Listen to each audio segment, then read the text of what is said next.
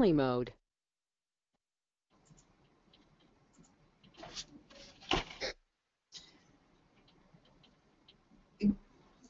Good afternoon, everyone. On behalf of the Fight Colorectal Cancer team, this is Andy Dwyer. Welcome you all to the Palliative Care seminar today to talk about palliative care research as well as upcoming topics in care and expectations around palliative care for patients.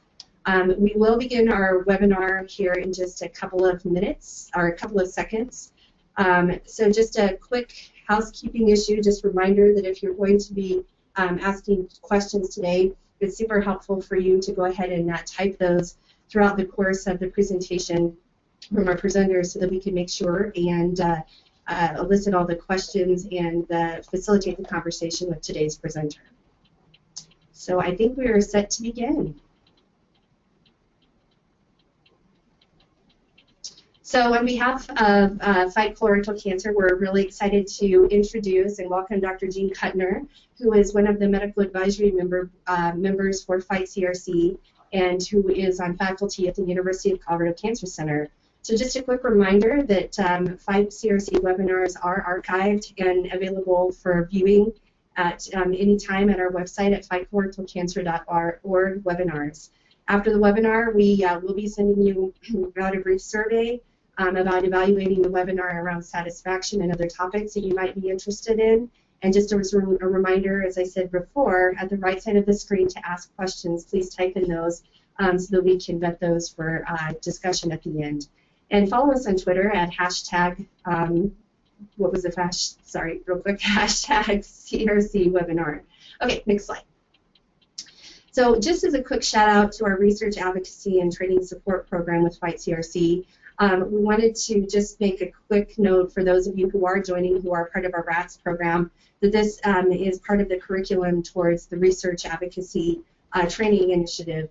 And specifically, our goal with the RATS program is to improve the ability of research advocates to effectively participate in the research process by attending meetings, online trainings, webinars, and ultimately to serve as the most educated patients to best represent the larger colorectal cause and advocating towards better treatment and research in this domain. So thank you to all of the RATS who are joining us today, and thanks for the RATS program through Fight CRC to opening up this discussion to the larger audience. A reminder, our guide in the fight is now updated for stage 3 and 4 survivors and can be found on the website. And then podcasts today will be actually available through podcast, as well as the launch of our new, relatively new podcast series, Tabooty, where we cover several different topics that have that have interesting initiatives that we tackle specifically around topic areas that might not be all that readily discussed amongst physicians, family members, and the like. So join us for an upcoming series that we'll be launching in February around sexual health. Also happy to say that we do have a saved podcast with our today's presenter, Dr. Kutner, that deals with sensitive topics around palliative care. So just a quick note, of course, with all of the resources that we provide, this is for general information, that while we do receive professional input, that this is not to be substituted or replaced with your medical advice. This in no way serves to help diagnose or treat specific. If you're ill, you need to definitely connect with your healthcare team, and in an emergency, call 911. And we never recommend or endorse any specific physicians, products, or treatments. So with that, as I noted, Dr. Jean Kutner is going to be joining us today to talk about palliative care. And Dr. Kutner is a tenured professor of medicine here in the Division of Internal Medicine, specifically working in geriatric medicine and healthcare policy and research at the University of Colorado School of Medicine. As a board-certified internal medicine doc, she's concentrated in hospice and palliative care for patients in general internal medicine as well. So her research focuses on improving symptoms and quality of life for hospice and palliative care patients. And recently, Dr. Kutner became our Chief Medical Officer for the University of Colorado Hospital and Associate Dean for Clinical Affairs. And being here on staff here at the university, I would just say that Dr. Kutner is a leader and proven patient advocate, and we're very, very excited about her participating in the work because her personal connection to colorectal cancer and commitment to the cause. So with that, Dr. Kutner, we'd love to open up for you to present. And we'll go ahead and, there we go. All right, let's see. I think is that working? Let's see. And the phone behind me is ringing, so hopefully that'll stop ringing soon. Is that working to share my screen? Yes, so you can advance to your, all right, perfect. Oh, for some reason it's not advancing. Hang on. Let's see. There we go. All right. Is that on the right slide for everybody? Yep, perfect. It says palliative care. Okay, wonderful. And we got the phone behind me to stop ringing. Excellent. Okay, so hi everybody, and thank you so much to Fight CRC and the REST group for asking me to do this webinar. This is something that I'm highly passionate about and happy to share with all of you. And really what I want to do today is introduce the concept of palliative care, talk a bit about the evidence behind it so that we do have the focus on research, as well as provides a number of resources if you're interested in getting additional information. So some of the things that I really want to focus on is what is it, and then we hear this often, well, is it really the right time for palliative care? Is it now or later, or when would I think about it, and what would I expect? So I wanted to start with a story. This is actually, it's a combination of a personal and a professional story. This is actually a friend of mine who I had a journey with her throughout her journey with colorectal cancer, with both my friend hat and my professional hat on in palliative care. So she was 43 and was previously healthy.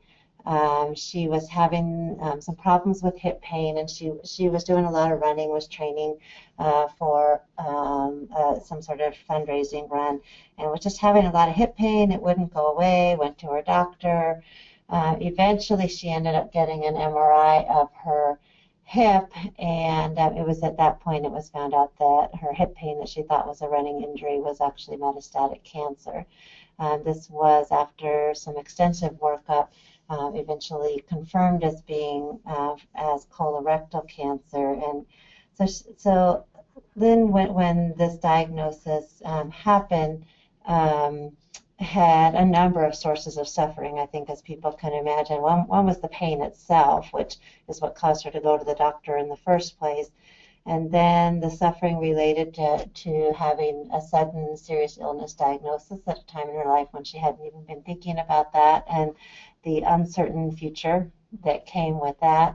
And then both at the beginning and throughout the course of her trajectory with colorectal cancer, multiple decisions about treatment. So to have that sort of story in mind as we think about how palliative care can be helpful. And I'll come back to this story later in the time that we have together. So to start out with thinking about what is palliative care, and that this is a definition that came from some widespread public opinion survey polling that was done as a joint effort by the American Cancer Society Cancer Action Network, or the ACS-CAN, and the Center to Advance Palliative Care. And I think there's several things I want to point out in here, is that it's care that's focused on people who have a serious illness as well as for their families. So it's not just focusing on the care of the individual, but also their families, however they define family. And some of the key components of it, as says here in the slides, are focusing on improving the quality of life for that person and their family, however that person defines their quality of life. I can't tell somebody what means quality for them. When palliative care is provided at a specialty level, it's provided by a team, and an interdisciplinary team that includes physicians, social workers, chaplains, nurses, pharmacists, sometimes physical therapists, sometimes psychologists, to really address those broad sources of suffering that people who have a serious illness or diagnosis face. And one way to think about it is as an extra layer of support for that individual and their family as they're facing this illness and its treatment or treatment decisions, working with that patient and family as they work with the folks, say in my friend's case, as they work with her and her oncologist. And then this last bullet is important because it gets at the when. Palliative care is relevant for people of any age with a serious illness at any stage during that illness, and it is designed to be provided together with disease-focused treatments. Or you could just say it's this way. This is the way that I like to think about it, is this is what we focus on in palliative care, is making it so that the person with a serious illness and their family member can live every day to the fullest possible, to be able to make the most of every day. So people often wonder what goes into palliative care, and I'll talk about some of these, and it's really addresses a variety of things that people who have a serious illness can be facing. I talked about pain and symptom management, so making it so that people are able to have a good quality of life and so that their symptoms are under control so that they can undergo whatever treatments are being recommended. Addressing what goals of care are, since each individual has their own goals of care. I can't decide what somebody's goals of care are. I need to work with them to find that out. Thinking through decisions about which treatments to pursue, or even when it doesn't make sense to pursue particular treatments. Helping with communication, both between all the different healthcare providers as well as between the patient and family and their healthcare providers. Planning for the future through advanced directives. And you'll see on here that I do have hospice care in here, and I'll talk a bit about in a couple of slides of what the difference is between palliative care and hospice, because that's a question that comes up often. But this is just to give you a sense of what are the components that we're talking about when we are talking about palliative care. And how we've thought about this has changed over time. It kind of used to be that people would get a diagnosis, you see on the left side of the slide, and then they would get all these treatments focused on the disease, focused on making people live as long as possible. And then at some point, people would get to a point when there would be no further treatments that would be offered. And as one of my colleagues in palliative care used to say, then we would throw people over the fence to hospice care. And it was this really abrupt change. What we're really looking at is what this shows is that from the time of diagnosis throughout the course of the trajectory of an illness, no matter what happens, that people have some palliative care needs as well as have the opportunity to pursue treatment. So if maybe more think about it like this slide shows, where if you think about my friend that I mentioned at the beginning, at the time that she first got diagnosed, she definitely had palliative care needs. She had those sources of suffering that I mentioned, but she was also very focused on finding out what were the disease-directed therapies that she could take and that might be beneficial to her.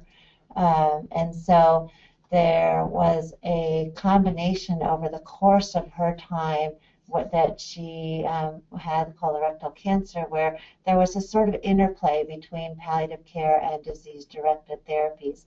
And in the case where somebody's disease progresses over time, there may be a shift in that balance over time, where as there are fewer disease-directed therapies, somebody may then be spending more of their efforts related to palliative care. So it's really an interplay is the way to think about it. So then to get to the question of what is the difference between hospice and palliative care, and I think this picture sort of depicts it, is both hospice and palliative care have the same general focus. It's the same general focus on serious illness, quality of life, pain and symptom management, communication, and goal setting. The differences come related to where along the course of the trajectory and then what sort of treatments are available. So most hospice care in this country is defined by the person has to have what is called a terminal diagnosis. So they're going to die from whatever that diagnosis is and have a life expectancy of less than 6 months. And then this third bullet is actually what makes it even harder, is that in order to enroll in hospice, for most circumstances, the person is not seeking what's called curative treatment or disease-directed treatment. So hospice can be very beneficial, actually provides a very robust level of services for people that are more at the advanced stages of their disease and either have personally decided not to pursue further disease-directed therapies, or there may not be no other disease-directed therapies available. Palliative care focuses on the same sort of things but doesn't have those restrictions. The person does not have to be terminally ill. They may still be seeking the disease-focused treatments and is not linked to a specific reimbursement. Hospice in the U.S. is usually a defined benefit either under Medicare or under private insurance. And palliative care is more treated like any other specialty care. That said, I will say the breadth of services you can get under a hospice benefit, especially in the home setting, is much more robust than palliative care. And if people have questions about that, we can go more depth into that later. So who might actually consider palliative care? And back to my original question is the when question. So really anybody who has a serious or advanced illness, if they're having bothersome either psychological or physical symptoms, as I mentioned for my friend, or people who just want more information about what the future is going to hold for them and wanting to have the information in order to make informed decisions. Those are really the types of reasons to think about palliative care early on in a serious illness diagnosis.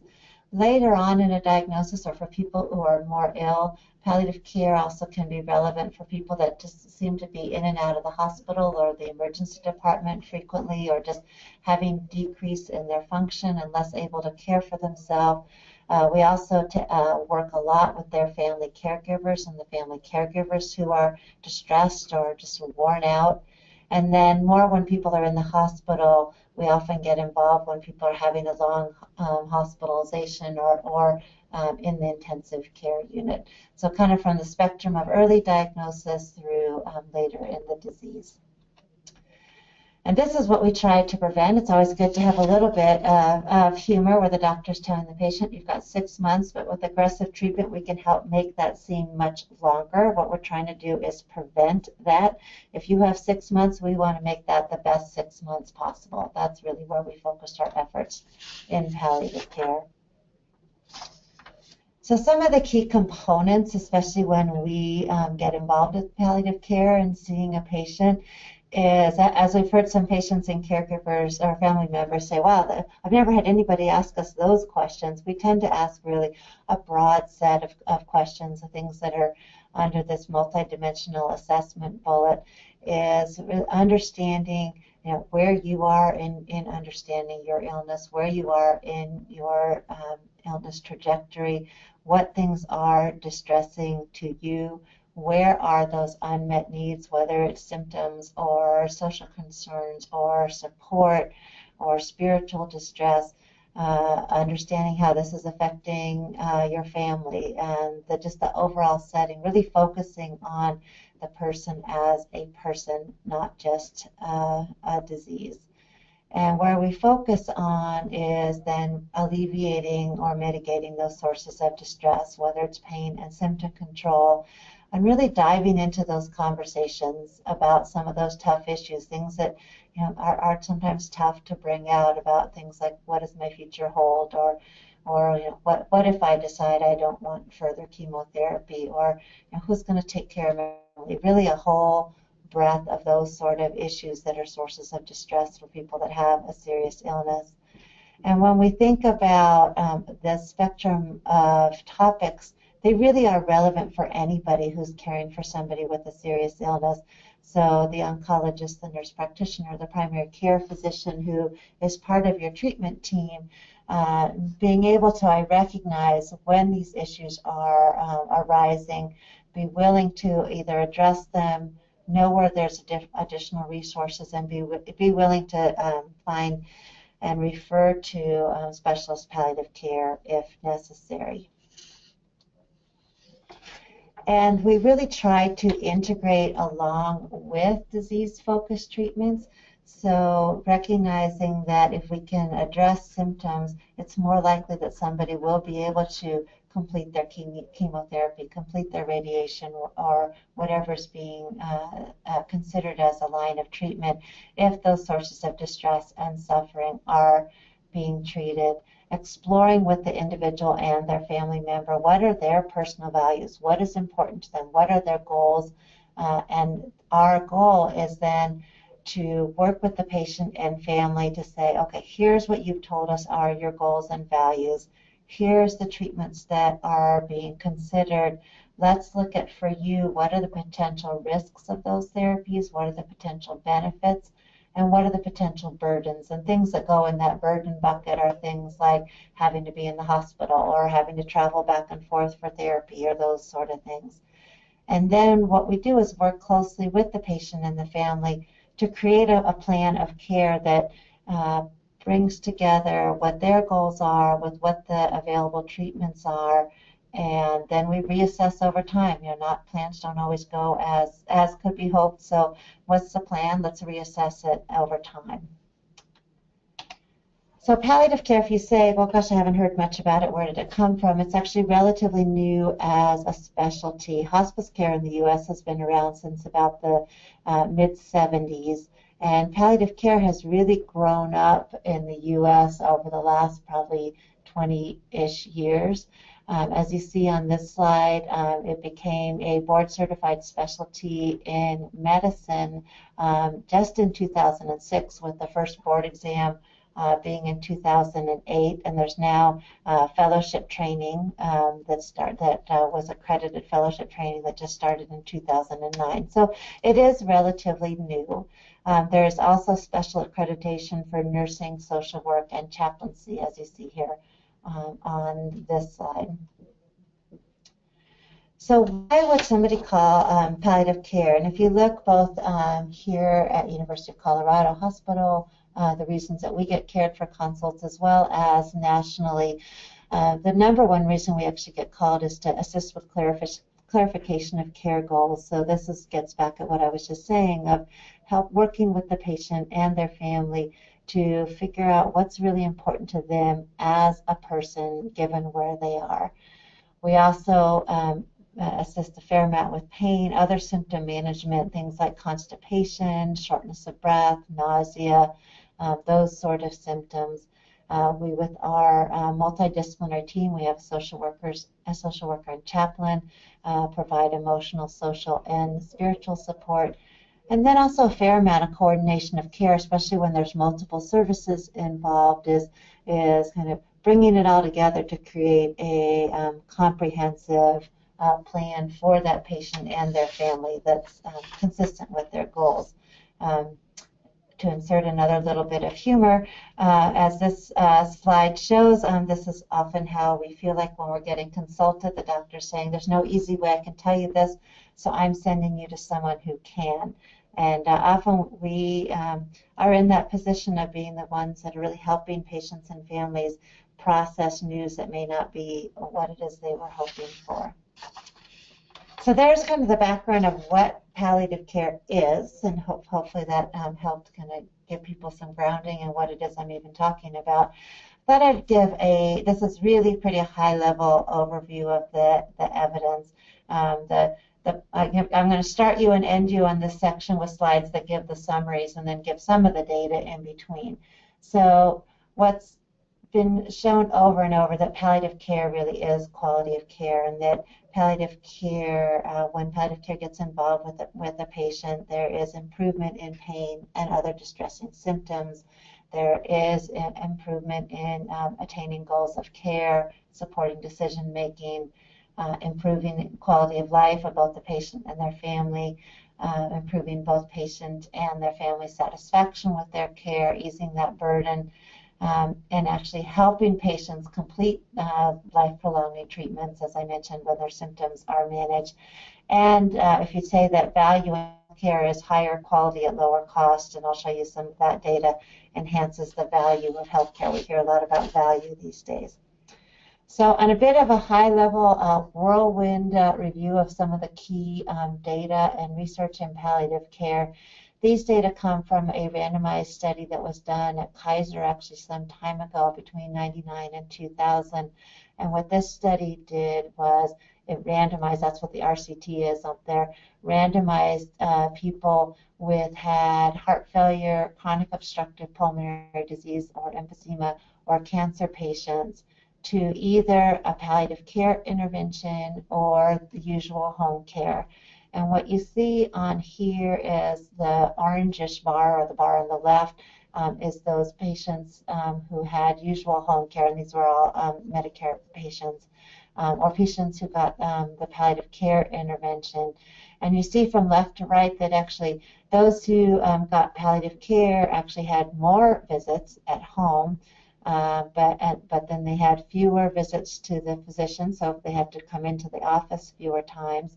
They were in the emergency department less often. They were in the hospital less often, and SNF on the far right, that skilled nursing facility, they were in the nursing facilities less often. So it basically shows that the care was being shifted to the home environment rather than the physician office or the emergency department, hospital, or skilled nursing facility. And usually most people would say they'd rather spend their time in home rather than in a healthcare institution when they have a serious illness. This next study got a lot of press. It was published back in 2010 in the New England Journal of Medicine by Jennifer Temmel and colleagues at Massachusetts General Hospital. This was also a randomized trial. These were patients who had non-small cell lung cancer, and they were randomized to either receive standard non-small cell lung cancer care at their cancer center, or to continue to receive their cancer care and also receive palliative care. That's the palliative care co-management that it says there. And the study's primary focus was the first three bullets on there, was to look at did the patients who received cancer care plus palliative care from the time of diagnosis have better quality of life and better emotional status, and then what sort of treatments did they get. And the study showed that these patients who had palliative care from early on did have better quality of life, they did have less major depression, and they also had less chemotherapy in the 2 weeks before they died. They were more likely to get hospice, and they were less likely to be hospitalized in the last month of life. And that was for those patients who died. The surprise on this study, and actually what ended up getting all the press, was that the patients who got palliative care also lived longer. And you can see the difference there.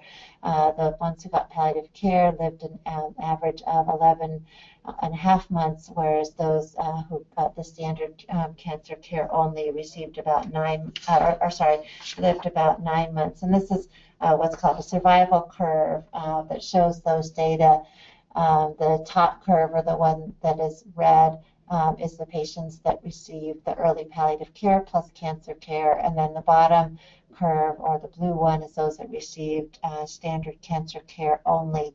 And the way these curves work is from left to right. On the bottom, there's the number of months that people survive, and then the vertical axis shows the percent of people who were alive at a particular time. So let's say you look at that, right above where it says months, the 20-month mark. You see at the 20-month mark, there was about 40% of those who received early palliative care were alive, while about 20-something% who received the standard cancer care were alive. And this was a big surprise. The investigators were not expecting this as a necessary benefit. Since then, there's been several other studies published. This was published by Marie Bakaitis and colleagues that looked at also a randomized trial of providing concurrent palliative care in oncology, so palliative care along with oncology care. What they were looking at is, what if you provided palliative care along with oncology care earlier versus later in the course of the person's trajectory with cancer. And they also found the same benefits related to quality of life and improved symptoms and all that, but also, and this shows that, also shows that those who got palliative care early on had better survival than those who got palliative care later on. There's lots of speculation of why that might be. I don't know that we've answered that piece of the research yet. There's speculation that if people are getting their symptoms managed better, they feel better, then they are either able to get more of their cancer treatments and or they just feel better and so live longer. There's also increased activity related to providing outpatient palliative care, and we just started an outpatient palliative care clinic here at our cancer center at University of Colorado over the summer in 2015, and increasing evidence that by providing outpatient palliative care, and what this study does, or this paper here summarizes 4 randomized studies of outpatient palliative care that show that patients have better satisfaction, better symptom control and quality of life, lower healthcare utilization, so not in the hospital and emergency department as often, and also, as I showed you from Dr. Temmel's study, longer survival. So these set of studies are on the improving the quality of care piece of it. And then I'll show you a few studies that have also looked at the lowering costs of care piece of it. This was from a study of looking at patients in a number of hospitals who received palliative care. And what these graphs show you is both for the top graph is patients who were in a hospital and were discharged alive, so they went home alive, and then the bottom graph, the one that's labeled B, shows for patients who died during the hospitalization. And what these show is, you see where the kind of grayish bar is, that's the day of the palliative care consultation. And then on the vertical axis, you see the cost per day for the hospitalization. And so the black bars before the 0 are the days before the palliative care consultation that somebody was in a hospital, and then the grayish bars to the right are the days after the palliative care consultation. And you can see that the costs per day for those patients were lower following the hospitalization. And then you see in the yellow boxes how much that was. So for those that went home or were discharged alive, they had about $1,600 savings per admission. And then for those who died in the hospital, they had about $5,000 savings per admission for those who received a palliative care consultation. There was also a study that looked at for Medicaid patients, this one that was published in Health Affairs that showed similar savings of cost cut for Medicare, Medicaid beneficiaries who receive palliative care. And then more recently, this was just published last year, 2015, that looked at, this was in the hospital, patients who got palliative care consultation earlier in the hospitalization versus later in the hospitalization. And I put in a box at the bottom the difference there. If patients received palliative care consultation earlier in the hospitalization, so within 2 days of admission, they had about 24% reduction in the cost of their hospital stay, whereas those who received a palliative care consultation about 6 days into the hospitalization had about a 14% cost reduction in cost.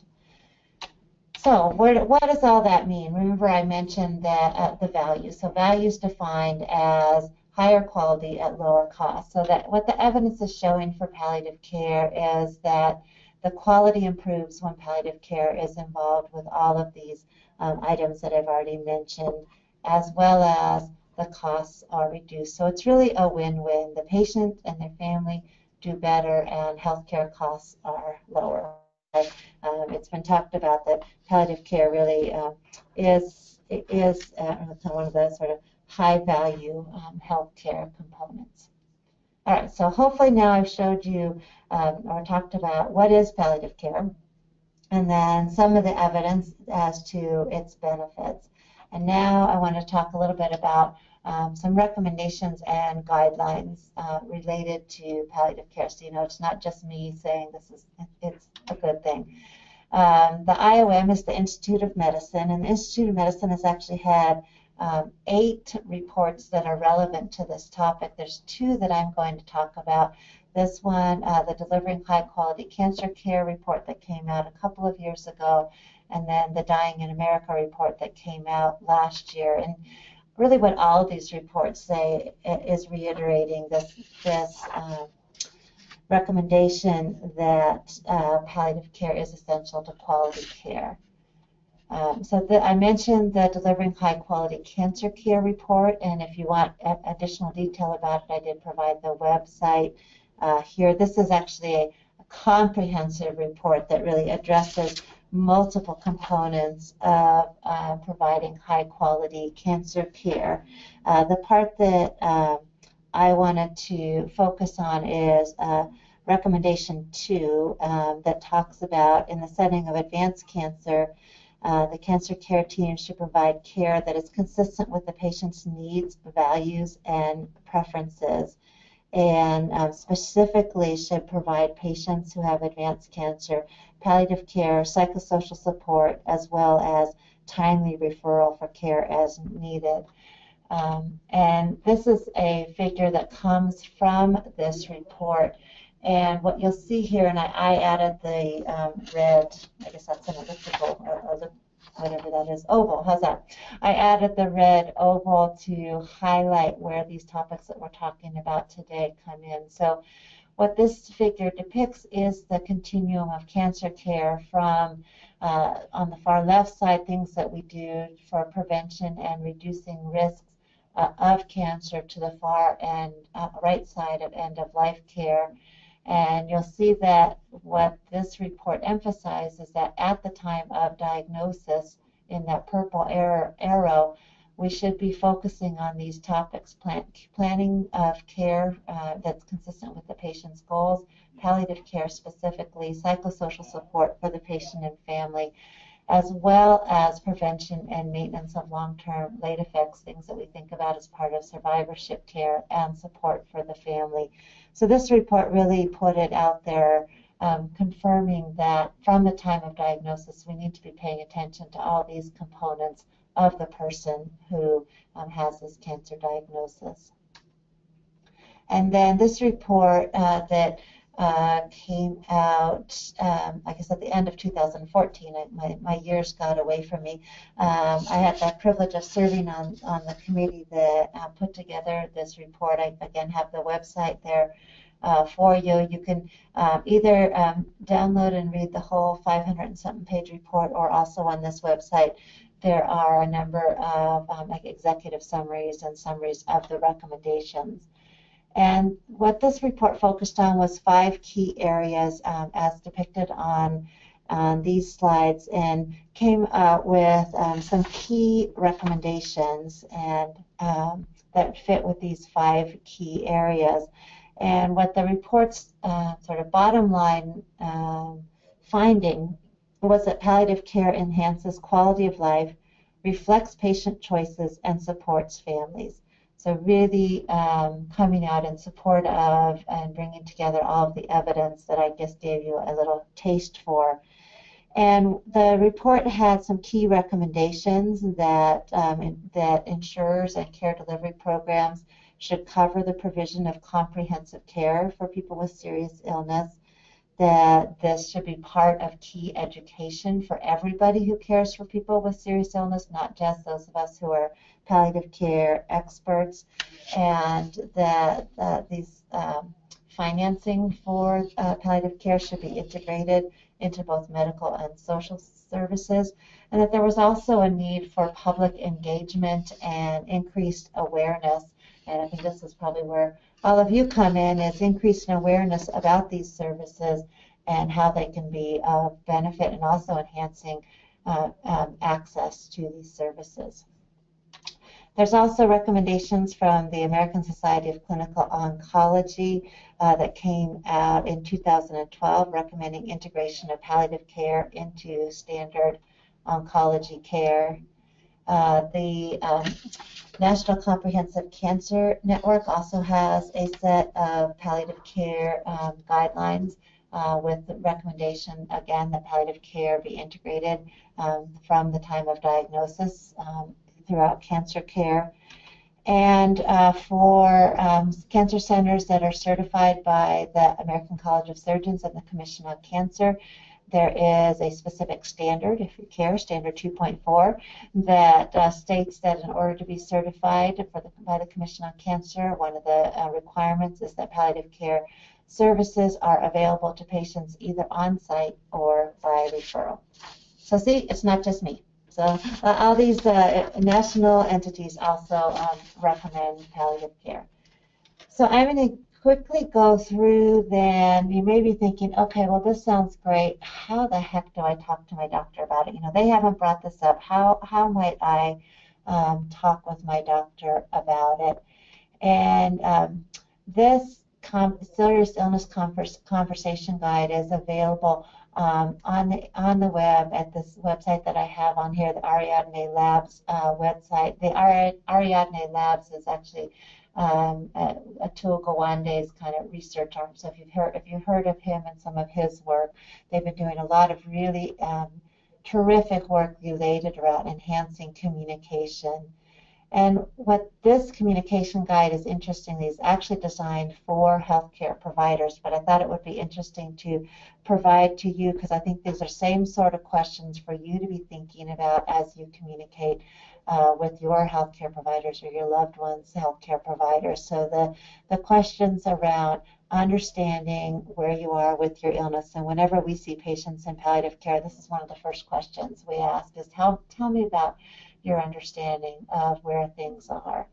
Important for you to think about how much information you want to have around your illness. So when I was first helping my friend when she was first confronting this illness, one of the first questions I asked her is how much do you want to know? Are you going to want to know when you go in and see the oncologist what your prognosis is? And early on in her disease, she said, absolutely not. I don't want to hear that. I'm not ready to hear that.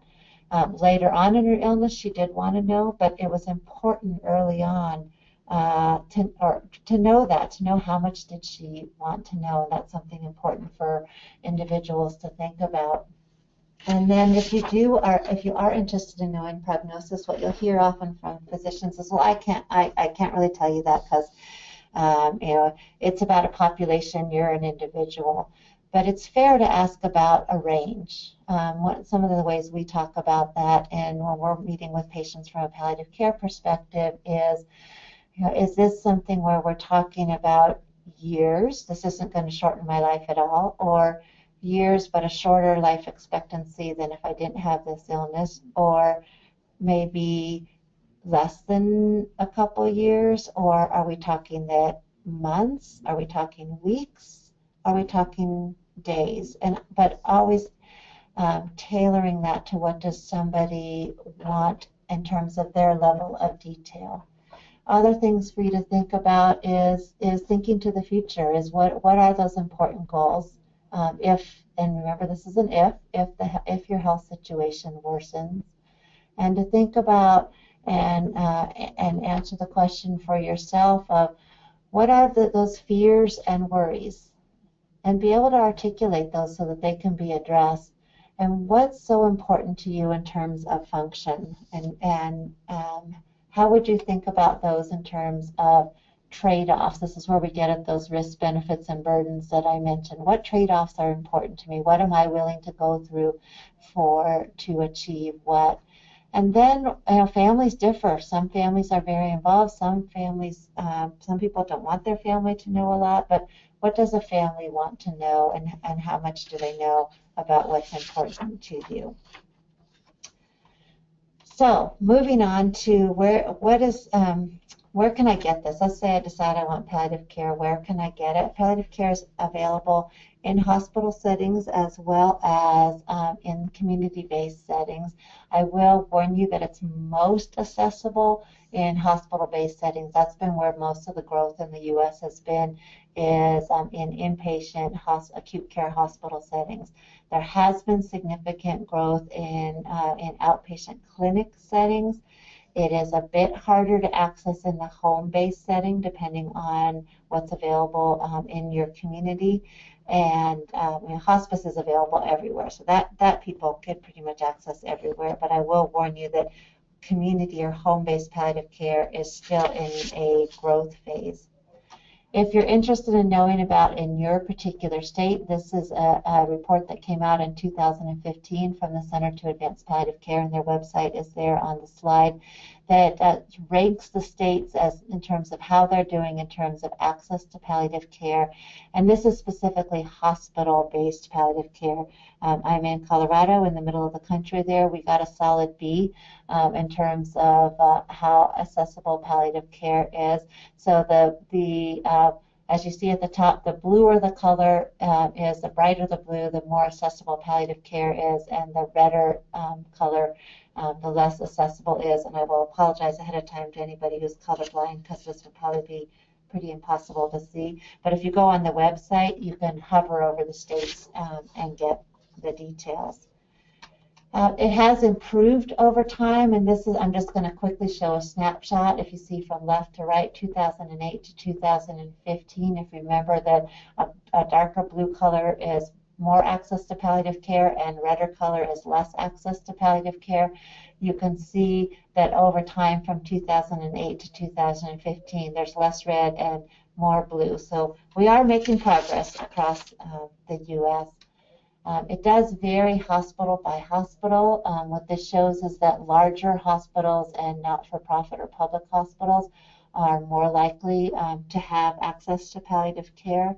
That said, palliative care or highly ranked hospitals in the U.S., like on the U.S. News and World Report, all have palliative care. So I will wrap up by showing you some places to get some more information, and then I think we'll probably have, looks like we have some time for questions. So you might wonder, okay, sounds good, how do I find it? This comes from the Institute of Medicine website that is where that Dying in America report is, that iom.edu /end of life, has a number of different infographics like this. This one was designed to get out the word that we need to really be thinking about these and to document our thoughts in advanced directives. So there's a number of resources on that website. The American Cancer Society, through the Cancer Action Network. If I was looking at you in the audience, I'd ask you to raise your hand and say how many people have seen these posters or ads. Terrifically effective messages about the person. And you can get these from the Cancer Action Network, and what they really focus on is this is a person, this is not a disease. So I thought this was a terrific campaign, and Cancer Action Network is a great place to get more information. Again, if I was looking at you as an audience, I'd ask how many people had read Atul Gawande's book that came out in fall of 2014.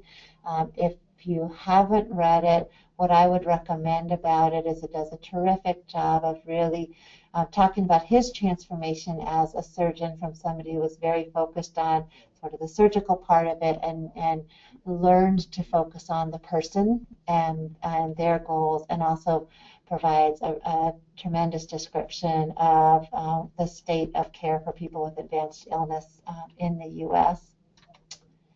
And then for those of you who like to get your information off of websites, a couple that I would recommend. This one, palliativedoctors.org, provides a variety of resources related to palliative care in terms of describing what it is, how do you find it, and that sort of thing.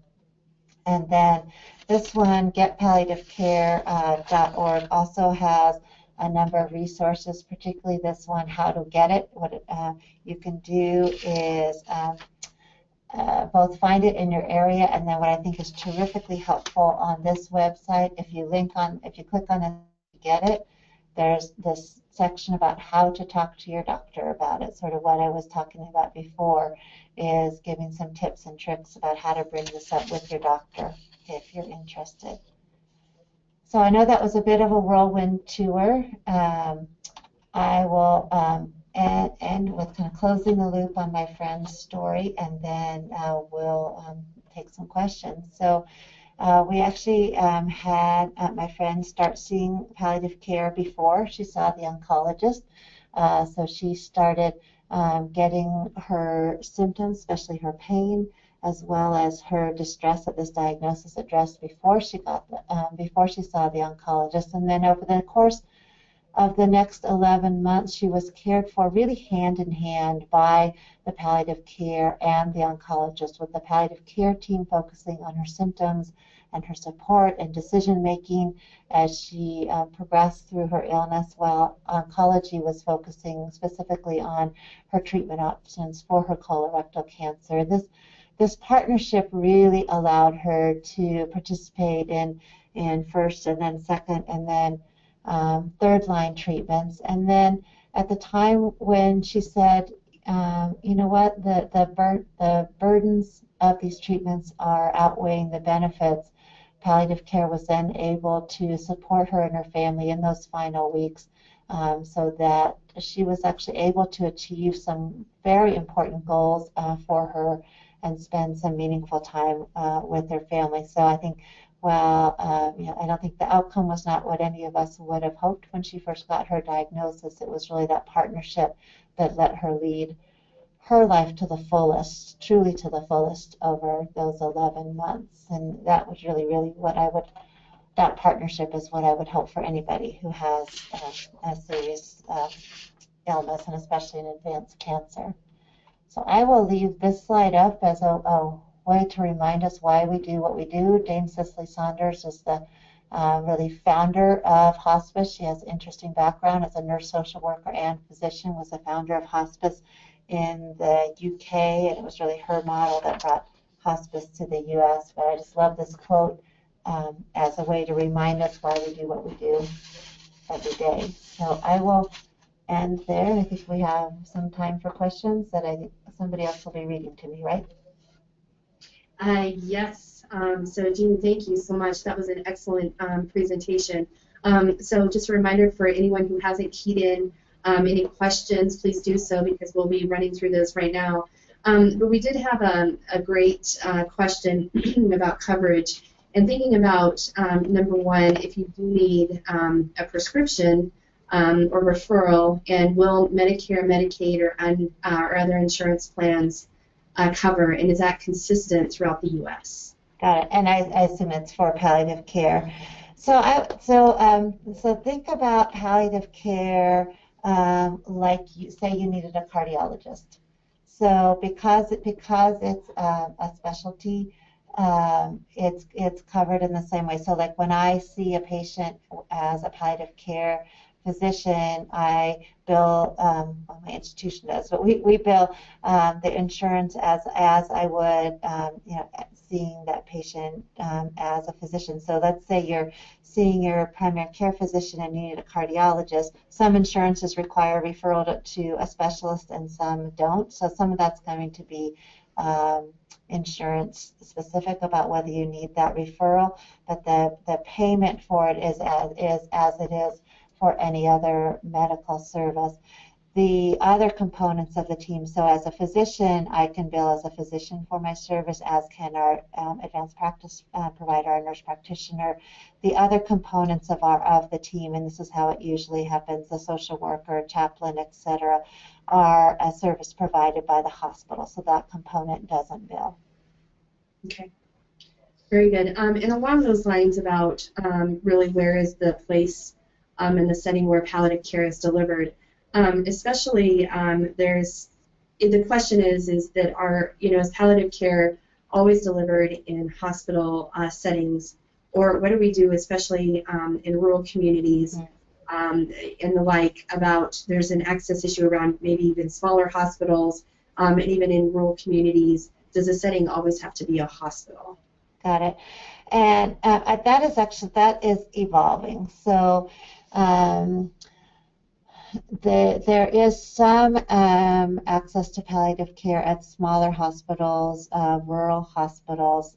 And in fact, we are in conversation with some of the rural hospitals here in the state to actually be able to provide kind of backup to the physicians in the rural hospital through telehealth, telemedicine. So I think that I would say most urban hospitals have some access to palliative care. Rural hospitals, the smaller hospitals, especially the critical access hospitals, may not have palliative care on site, but we are evolving more to being able to at least provide that expertise, even if it's not on site.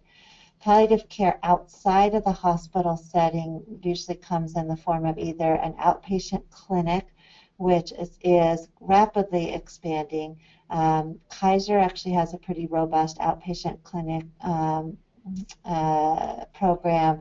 The VA actually, if anybody gets their care through the VA actually has robust both inpatient and outpatient palliative care. And then for other settings, it's growing. Most cancer centers now are developing, if they don't already have, outpatient palliative care clinics. Palliative care more in the community, say in the home setting, is a little more spotty depending on where you live. Most of the palliative care provided in the home setting is provided either as a branch of a hospice that may provide both hospice care, and then they have a branch that provides home-based palliative care, or some of the visiting nurse organization or home health organizations provide palliative care as a branch of that. And that's where either asking your physician or going to one of those websites can also be helpful to help find out what resources are available in your community. If there's folks that are on the webinar that are in the Denver area or in Colorado, that I can, we can connect probably more directly on, and I could answer questions more offline on that. Okay, great, thank you. Part of the question then is, you did speak about that, palliative care can be delivered before cancer treatment begins or in tandem. Is there any evidence about, in terms of health outcomes and what people report for whether it's quality of life, symptom improvement or management, and favorable outcomes, about when is the best time to really begin palliative care? Oh, that's such a fantastic question, and it's actually an active line of research of a number of my colleagues across the country. The bottom line is we don't know. So far, we know that earlier is better from some of the data that I showed in this webinar, but we actually don't know the optimal time. And I also think it's probably and so where some of this line of research is going is making it more needs-based. So if we can figure out the best way to assess what somebody's palliative needs are. So two people with the same diagnosis, even the same stage of cancer, may have very different palliative needs. Somebody may be having a lot of symptoms, a lot of psychosocial distress, a lot of spiritual distress, whereas somebody else with the same exact diagnosis may be, actually doing pretty well, coping, etc. So the work that's going on now is around, I guess what you might be calling a sort of risk stratifying, identifying the amount, basically, of palliative needs, and with the goal then of matching services to needs. So somebody that maybe just needs a little support, maybe that person may say just need a social worker, or may need a one-time consult, where somebody that has significant needs may need our full interdisciplinary team. And I think in some ways it's really this sort of goal that we're working on, researchers across the country, of a needs assessment and then effectively matching services to needs. Wonderful. And just a special shout out to Kevin McAbee, our health education and health promotion team manager, for helping put out that really awesome, provocative question. And Kevi's helped really design a lot of the research advocacy with those sort of questions in mind. So she's not feeling well today, so just a quick acknowledgement for Kevi and Michael for all of their good work. And Kevi, great question. Jean, the one, and I know we're just rounding out the hour, the final question that we had is with the number of people who are doing research advocacy and working, specifically in this area, if there is an area that research advocates could really help move the needle in terms of access to palliative care, what would be a directive or kind of a marching order that you might provide in terms of a way that people could really engage with access to palliative care and increasing access? Yeah, it's a great question. I would say one is just increasing awareness of what it is, and I know that's not really a research question, but there's a lot. It's getting better, but there's a lot of still misperception about what palliative care is. We hear a lot of "I'm not ready for palliative care," so I think some of it is just that increased awareness of it. I think as that great provocative question asked, there's still lots of research that needs to be done in this area, and if you saw in the evidence that I showed, actually the bulk of the research so far in cancer around the benefits of palliative care has been done in the lung cancer. I actually tried to find for this talk, was there anything new published specifically on palliative care for colorectal cancer, and I didn't see it. I couldn't find anything. So I think also advocating for addressing, if there are specific palliative care needs of the population of people who are living with colorectal cancer, and the specific needs of that population, I think that would be a tremendous contribution. Wonderful. Perfect. Well, thank you, Jean, so much for all of the time today, and we do appreciate all of the great questions. We had a number of people. We had a really high attendance rate for today as well as registration, so we want to thank all of you, and a special shout out to Jean. I know she served as a research advocacy training support mentor, who's currently working with a couple of folks here in Colorado to connect to resources and having their voices really integrated into the work, and that takes a lot of dedication and foresight. So we want to thank you so much for your dedication to this work. And a reminder today that the webinar series for Fight CRC patient education is saved on our website. And if you did register today, you will be receiving some evaluation response just to make sure that we're hitting the mark. And if you have any other ideas or comments to share, we'd appreciate it. So Jean, thank you so much on behalf of the whole Fight CRC team and me here at University of Colorado, Andy Dwyer. Again, special thanks to Michael Sola and Kevi for all of the great work, and Jean for presenting today. Have a great weekend, everyone. Thank you. All right, thank you.